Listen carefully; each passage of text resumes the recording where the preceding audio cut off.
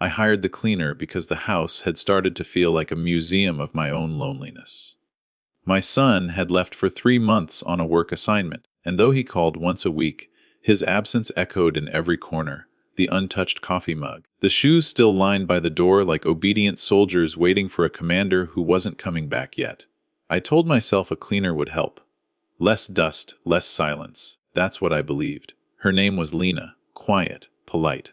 The kind of woman who kept her eyes lowered and her words precise, like she'd learned early that attention could be dangerous. The first week passed without incident. I barely noticed her presence except for the fresh smell of soap and the way the floors gleamed like they'd been given a second chance. The second week, she started staying a little longer. Not because I asked, because she insisted. "Old houses hide things," she said once with a nervous smile. I didn't think much of it. This house had been standing longer than my marriage, longer than my patience, longer than most of my friendships. Of course it hid things. Then came the call. It was late afternoon. The sun had dipped into that tired orange that makes everything look softer than it really is. My phone buzzed, and when I saw her name, I expected a simple question, where the spare bulbs were, or whether she could move an old trunk in the attic. Her voice, when I answered, was barely recognizable. "Please," she whispered. "You need to come home. Now." My heart tightened. What happened? Silence. Then a breath that sounded like she was trying not to shatter. "I found something. And someone came. I don't think I'm safe." I don't remember the drive. I remember my hands shaking on the steering wheel, my mind racing through worst-case scenarios like a cruel slideshow. When I arrived, the front door was wide open. Lena was sitting on the stairs, her face pale, her hands trembling so hard she had to press them together. The moment she saw me, she stood up like a child caught in a storm. "Show me," I said, though my voice felt like it belonged to someone else. She led me to the back room, the one my son always kept locked. He'd said it was storage. I'd never questioned it. Mothers learn early that some doors are better left closed if you want peace. The door was open now. Inside were boxes, files, a laptop still glowing faintly, like it hadn't slept in days. On the wall, photographs of me, of Lena, of other women I didn't recognize, dates, times, notes written in my son's handwriting. My knees went weak. Lena spoke fast, like if she slowed down she'd lose her nerve. "I was cleaning the vents. One box fell. Papers spilled. I tried to put them back, but then I saw the pictures. And then a man came to the door asking questions about you, about your routines." The room felt too small for the truth it held. My son, my only child, had been using my home as a cover, running something dark, something that fed on privacy, on control, on fear. And I had been the convenient blind spot. The harmless mother, the perfect shield. I called the police that night. I handed over everything. Files, devices, access codes I never should have known but somehow did. Lena stayed with me, curled on the couch like a sparrow in winter. I made tea neither of us drank. The investigation moved faster than I expected. Too many names, too many patterns, too much evidence. When my son was arrested abroad, he didn't call me. Not once. The trial was quiet, almost polite. No shouting. No drama. Just facts laid bare like bones after a long decay. When the verdict came, I felt nothing. Not relief, not triumph, just a deep, aching emptiness where love used to live. Lena testified too. She was brave, braver than I'd ever been. After everything, I sold the house. I moved somewhere smaller, brighter. Lena came to visit sometimes. She started her own cleaning business. I helped her with the paperwork. We never talked about that room again. But sometimes we didn't have to. Silence can be a language when two people survive the same storm. 3 months later, the begging started. It began with letters. Long, apologetic, dripping with regret that felt rehearsed. Then calls from relatives who had ignored me for years. "He's changed," they said. "He needs his mother." As if motherhood were a switch you could turn back on after betrayal. When he finally called, his voice cracked in all the right places. Prison had been hard. He was sorry. He needed help. He needed me. I listened. I always listened. That was my old weakness. When he finished, I took a breath and told him the truth. Not cruelly, not angrily, just clearly. I told him about the nights I couldn't sleep, about the way Lena's hands shook when she heard footsteps behind her, about the trust he had burned down to ash and the house that had gone with it. "I loved you enough to stop you," I said. "That was the last thing I could give." He cried. He begged. He promised. I wished him well. I hung up, Revenge doesn't always roar. Sometimes it whispers. Sometimes it looks like boundaries, like justice, like choosing not to be pulled back into the gravity of someone else's darkness. I didn't destroy him. I didn't have to. The truth did that on its own. And for the first time in years, when I locked my door at night, the silence felt clean. I never thought loneliness could be so quiet. Not the dramatic kind that makes you cry into pillows or stare out of rainy windows, but the slow, dusty kind that settles into corners and stays there. After my son left for his 3-month assignment, the house didn't feel empty right away. At first, it felt peaceful. Too peaceful. Days passed where the only sounds were the ticking clock and my own footsteps following me from room to room like a shadow. I told myself I was fine. Mothers learn how to lie gently to themselves. The idea of hiring a cleaner came from something small and stupid. I dropped a glass in the kitchen, and as I knelt to clean it, I noticed how much dust had gathered under the cabinets. It wasn't just dirt, it felt like neglect had taken physical form. I realized then that I wasn't cleaning, because there was no one left to notice whether I did or not. That thought scared me more than the mess, so I called an agency and asked for someone trustworthy. I said the word twice, as if repetition could protect me. They sent Lena. She didn't look like trouble. She looked like survival. Thin, careful, always alert, like someone who'd learned to read rooms before speaking. She smiled politely but never lingered, never crossed boundaries. The first day, she asked me where to start. I told her, anywhere. I didn't realize how true that would become. For the first few visits, her presence felt comforting. The house breathed again. Windows opened. Light returned. She hummed softly while she worked, a sound so gentle it barely existed, yet it filled the silence I'd been drowning in. I found myself timing my tea breaks to coincide with her cleaning the living room, just so I wouldn't feel so alone. I noticed small things. She always paused near the locked back room. Never touched the handle, but her eyes flicked to it, then away. That door had been locked for years. My son had insisted. Just storage, he'd said, annoyed when I asked. I trusted him because trust is easier than doubt, especially when it comes to your own child. The second week, Lena stayed longer than expected. She said old houses hide dirt in places you don't see. I laughed and agreed, unaware that the house was hiding far more than dust. Then came the phone call. I was at the grocery store, comparing prices like it mattered, when my phone rang. I almost didn't answer. Something told me to. Her voice was so shaky I barely recognized it. Each word sounded like it was being forced through fear. She told me to come home. Now, she said she'd found something. She said someone had been asking questions. My chest tightened so fast it felt like my body knew before my mind did. I left my cart where it was and drove like instinct had taken the wheel. When I arrived, the front door was open. That alone made my stomach drop. Lena sat on the stairs, hugging herself, eyes red, breathing shallow. She looked smaller somehow, like fear had physically shrunk her. She didn't cry. That scared me more. She led me to the back room, the locked room. The door was open, and the air inside felt different, stale, heavy, guilty. Boxes lined the walls, but not the harmless kind filled with forgotten clothes or holiday decorations. These were labeled, organized, intentional. I saw the photographs first. Me leaving the house. Me gardening. Me asleep on the couch. Then Lena entering, cleaning, leaving. Other women. Notes. Schedules. Patterns. It felt like falling through ice. That sudden shock where you can't breathe and don't know which way is up. My son's handwriting was everywhere. In that moment, something inside me cracked, not loudly, not cleanly, but deeply. The version of my child I had protected for decades collapsed under the weight of undeniable truth. Lina explained through broken sentences how a box had fallen, how paper spilled, how she realized she was being watched, how a man had come by asking about my routines. I felt sick, not just because of what my son had done, but because of how easily I had been used. My home, my trust, my love, all turned into tools. I wanted to deny it, to close the door and pretend none of it was real. But Lena stood there, shaking, terrified, and I understood something important. In that moment, denial would make me complicit. I called the police. My hands didn't stop shaking while I spoke. Every word felt like betrayal, yet every word also felt like the first honest thing I'd done in years. They came quickly, too quickly, like they already knew more than I did. Lena gave her statement. I gave them everything I had, access, devices, passwords I shouldn't have known but somehow did. That night, after they left, the house felt hollowed out. like a body after surgery. Lena stayed because she was afraid to go home. I let her sleep in my son's old room. I sat awake until dawn, replaying memories, searching for signs I'd ignored. There were so many. By morning, I understood that hiring a cleaner hadn't just cleaned my house.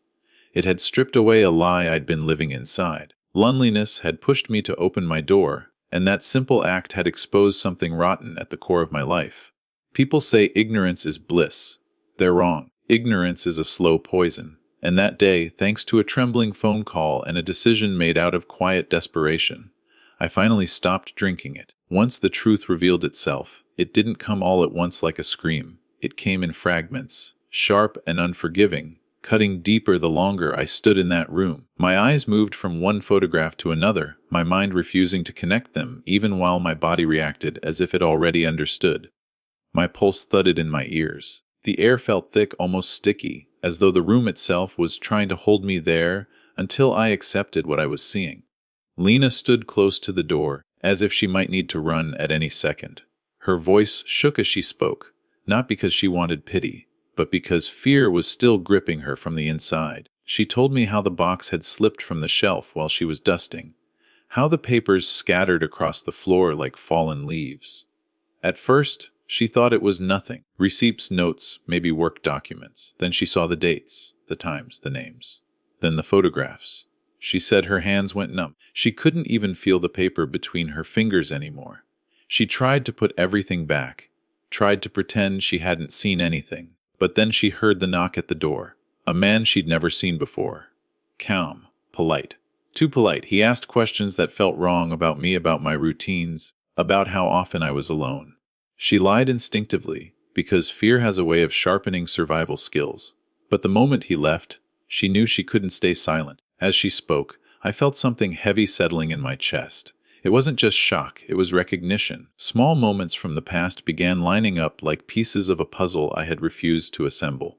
My son's insistence on locking that room, his irritation whenever I asked about his work, the way he knew things about people before I told him, the casual way he dismissed my concerns as overprotective motherly worry. I had believed him because believing was easier than questioning. Because questioning your own child feels like treason against your heart. I walked deeper into the room, my legs unsteady, my fingers brushing over folders filled with meticulous notes. This wasn't reckless behavior. This was careful, planned, repeated. Whoever my son had become, he wasn't lost, he was deliberate. That realization hurt more than anything else. It stripped away every excuse I could have made for him. Lena fell silent, watching me, waiting for my reaction. I could see it in her eyes, the fear that I would defend him, that I would choose blood over truth, that I would tell her she was mistaken, overreacting, imagining things. People had probably done that to her before. I didn't. Instead, I felt something inside me straighten, like a spine that had been bent for too long, finally remembering its purpose. The fear was still there, but it was no longer in control. In its place was a cold, steady clarity. This wasn't about my son anymore. It was about what was right, about what would happen if I stayed silent, about who would get hurt next if I chose comfort over responsibility. When I reached for my phone, my hands shook so badly I had to try twice. Lena's breath hitched when she realized what I was doing. She didn't stop me. She didn't thank me. She just closed her eyes like someone bracing for impact. Making that call felt like tearing something out of my chest. Every instinct screamed that I was betraying my child. Years of motherhood had trained me to protect him at all costs, to excuse his flaws, to absorb his mistakes like they were my own. But this was beyond mistakes. This was harm. And protecting him now would mean condemning others later. When the authorities arrived, the house filled with unfamiliar voices and purposeful movement. Questions were asked. Evidence was photographed, cataloged, removed. Each item taken felt like another layer of denial being peeled away. I answered everything honestly, even when it made my voice crack, even when it made me sound foolish for not noticing sooner. Lena gave her statement too. Watching her speak, shoulders squared despite the fear trembling underneath, I felt a surge of respect so strong it almost hurt. She had stumbled into something dangerous and still chosen to speak. That kind of courage leaves a mark on the people who witness it. As the reality of what was happening settled in, something unexpected happened to me. I stopped feeling like a helpless mother and started feeling like a woman again, someone capable of making hard choices, someone whose moral compass still worked even when it pointed directly through pain. I realized that strength doesn't always come from anger. Sometimes it comes from acceptance. That night, after everyone left, the house was quieter than it had ever been. Not peaceful, raw, exposed. Lena stayed because she was afraid, and I understood that fear now more than ever. I made her tea, though neither of us drank it. We sat in silence. Two people bound together by a truth neither of us had asked for. I didn't sleep. Every memory replayed with new meaning. Every moment I had brushed aside, every question I hadn't pressed. I grieved, not just for the son I thought I knew, but for the woman I had been when I chose ignorance over awareness. By morning, there was no doubt left in me. Whatever consequences followed, I would face them. I had crossed a line that could never be uncrossed, and strangely that brought relief. The burden of pretending was gone. The secret had been exposed, the shield shattered, and my role in the story had changed forever. I was no longer just the mother who didn't know. I was the woman who chose to act when the truth finally stood in front of her, undeniable and demanding a response. The days that followed moved in a strange, suspended rhythm, like time itself wasn't sure how fast it was supposed to go. Some moments rushed past in a blur of phone calls and paperwork, while others stretched painfully long, especially the quiet ones. The kind where your mind fills the silence with questions that have no answers. I went through the motions, responding to investigators, signing forms, repeating the same facts until they felt rehearsed. But inside, something fundamental was rearranging itself. What surprised me most was how quickly the world outside reacted. Once the investigation widened, it was as if a hidden door had opened, and people began stepping out of the shadows. Women I had never met before came forward.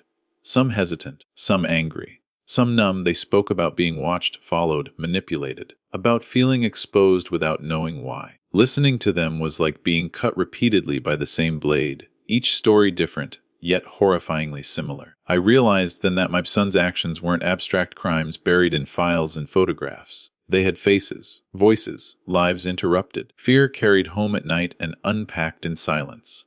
That realization burned away the last instinct I had to minimize what he'd done. Lena became central to everything. The investigators leaned on her testimony, her timeline, her courage in speaking up before anything worse could happen. Watching her transform from a trembling woman on my staircase into a steady, clear voice in a recorded statement was humbling. She still shook sometimes, still startled at sudden sounds, but she didn't retreat. She stood her ground. In doing so, she gave me something I hadn't expected: a mirror. I saw in her the bravery I'd been postponing my entire life. I had always been the accommodating one, the mother who smoothed things over, the woman who swallowed discomfort to keep the peace. Somewhere along the way, I had learned to mistake silence for strength. But sitting in that police station, answering questions honestly, I felt a different kind of power take shape. It wasn't loud. It didn't announce itself. It was the quiet certainty that I was finally doing the right thing, no matter how much it hurt. The moment my son was taken into custody overseas, the call came. Not from him, but from a lawyer. Polite, controlled. Already testing boundaries, he spoke about misunderstandings, about context, about patience. I listened until he finished, then told him I had nothing more to add, that the truth was already out of my hands. Ending that call felt like cutting an invisible cord. Painful, yes, but also necessary. Lena stayed with me through it all. She helped organize documents, accompanied me to appointments when my legs felt too weak to walk alone, and sat with me during long evenings when the weight of everything pressed down too hard. Somewhere between shared meals and shared silences, our relationship shifted. She wasn't just the cleaner anymore. She was a witness, an ally, proof that strangers can sometimes show up in your life exactly when you need them. As the case moved forward, I felt myself changing.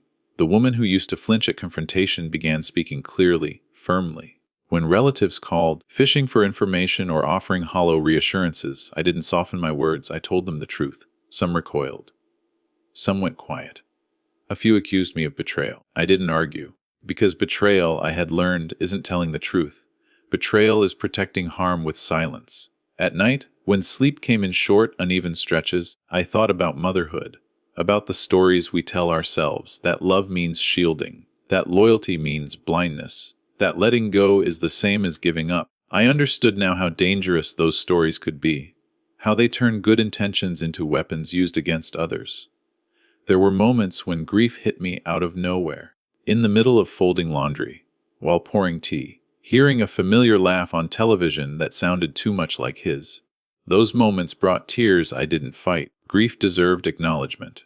But guilt was something I refused to carry anymore. I hadn't created the damage. I had only refused to ignore it. As weeks passed, I noticed Lena standing taller. Her voice grew steadier. She spoke about starting her own business someday, about not wanting to work in fear anymore. I encouraged her, not with empty words, but with practical help, forms, numbers, steps. It felt right to build something instead of endlessly dismantling the past. One evening, as we sat together in the quiet living room, Lena looked at me and said something that stayed with me. She said, "You didn't just protect me. You protected people you'll never meet." I hadn't thought of it that way, but she was right. Justice isn't always personal. Sometimes it's anonymous. Sometimes it's about choosing responsibility over comfort so strangers don't have to suffer the consequences of your silence. By the time the court dates were set and the outcome felt inevitable, I no longer felt like a woman waiting for punishment to fall from the sky. I felt like someone who had stepped into a role she'd been avoiding her whole life. Not a hero, not a victim, just a person who had finally decided to stop looking away. The transformation wasn't dramatic, no grand speeches, no sudden happiness, just a steady, grounded sense of self I hadn't known before. I understood then that standing up for others had rebuilt something inside me that loneliness had slowly eroded. And whatever came next, whatever pain or consequences or judgment, I knew I would face it without lowering my eyes. After the verdict was delivered and the courtroom emptied, life didn't suddenly feel lighter the way people like to imagine it does when justice is served. There was no dramatic release, no moment where I inhaled deeply and felt whole again. Instead, there was a quiet reckoning, a realization that even when you do the right thing, you still have to live with the aftermath. Justice closes one chapter, but it doesn't write the next for you. The house was the hardest part. Every room carried a memory, and now those memories had been poisoned by what I knew. The back room was sealed by authorities, but I could still feel its presence, like a bruise under the skin. I'd walk past it and feel my shoulders tense, my breath shallow. This place had been my refuge, my responsibility, my blind spot. Staying there felt like clinging to a version of myself that no longer existed. So I sold it. People told me I was being dramatic, that I should keep the house, rent it out, wait until things settled. They didn't understand that I wasn't running away. I was choosing not to stay trapped. Signing those papers felt like shedding a skin that no longer fit. When I handed over the keys, I didn't cry. I felt steady, certain, as if I'd finally accepted that starting over wasn't weakness. It was wisdom. I moved into a smaller place, one filled with light and air, where every corner was visible and nothing felt hidden. I chose it deliberately. No locked rooms, no dark hallways, no echoes. The first night there, I slept for 6 uninterrupted hours. That hadn't happened in years. Lena visited often during those early weeks. At first, she came to check on me, hovering politely the way she always had. But slowly, the balance shifted. She began to speak more freely, laugh more easily. The fear that once clung to her had loosened its grip, though it hadn't disappeared entirely. Trauma doesn't vanish just because danger does. It lingers, cautious and alert. She told me she wanted to start her own cleaning business, something small, independent, on her own terms. The idea scared her. She was used to surviving, not building. I recognized that fear immediately. It mirrored my own. We sat at my kitchen table late one night, paperwork spread out between us, and worked through it step by step. No pressure, no rush, just possibility. Helping her felt different from anything I'd done before. It wasn't obligation. It wasn't guilt. It was intention. Supporting her didn't erase what had happened, but it redirected the energy of it into something constructive, something alive. As for me, I learned how to be alone without being lonely. That surprised me the most. For years, I'd equated solitude with abandonment, with failure. But in this new space, solitude felt like ownership.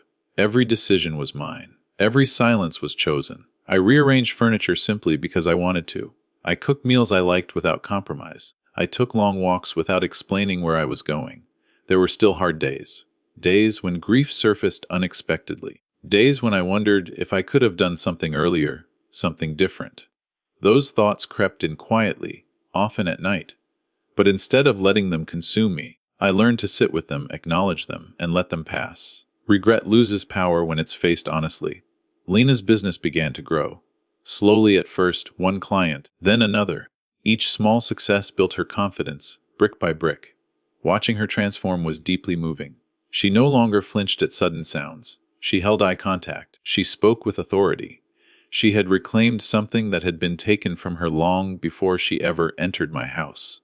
And in helping her reclaim herself, I reclaimed parts of me too. We didn't talk about my son much. When his name came up, it wasn't with anger or longing. It was factual, distant. He existed in the past now, a reality I acknowledged without allowing it to define my present. That boundary was hard-earned, and I guarded it carefully. People still asked questions, some with curiosity, some with judgment. I learned to answer selectively. I didn't owe anyone my pain packaged neatly for their understanding. I shared what mattered and kept the rest sacred. Privacy, I'd learned, is not secrecy, it's protection. Months passed. Seasons changed. One afternoon, as Lena stood in my kitchen telling me about a new contract she'd secured, I realized something quietly extraordinary had happened. The story no longer controlled us. We controlled what came after it. The revenge everyone expects, the shouting, the destruction, the dramatic fallout never came. What came instead was growth, stability, forward motion. The kind of revenge that doesn't announce itself but lasts far longer. I hadn't just walked away from a house or a past. I'd walked toward a future that was honest, intentional, and free of fear. And that, I realized, was the most powerful outcome of all. Expend 5 key point in 1,000 words without any heading. The first letter arrived on a gray morning, slipped through the mail slot with the same dull sound as all the others. Bills, advertisements, things that asked for money or attention. I almost didn't open it. The handwriting stopped me. I knew it instantly. A familiarity that felt like a bruise being pressed. My hands went cold. I sat at the table for a long time before tearing the envelope open, bracing myself like someone about to step into icy water. Inside were pages filled front and back, every line heavy with apology. He wrote about regret, about prison changing him, about loneliness. He wrote about God, about therapy, about understanding his mistakes. Each word seemed carefully chosen, polished until it sounded sincere enough to pass as truth. I folded the letter and placed it face down. My heart hurt, but not in the way it used to. This pain was quieter, sharper, less chaotic. The second letter came a week later, then another, then calls from numbers I didn't recognize. When I stopped answering, the messages started. Long voicemails full of tears that rose and fell exactly where you'd expect them to.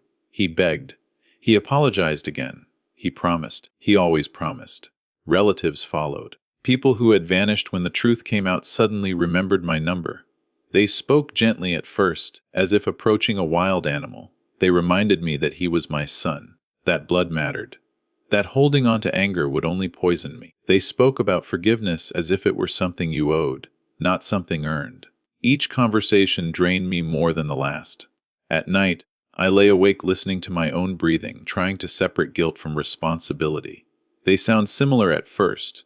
They wear the same voice, but guilt whispers that you caused the harm. Responsibility reminds you that you stopped it. I thought about Lena, about the women who had spoken up, about the fear in their voices, and the relief that followed when someone finally listened.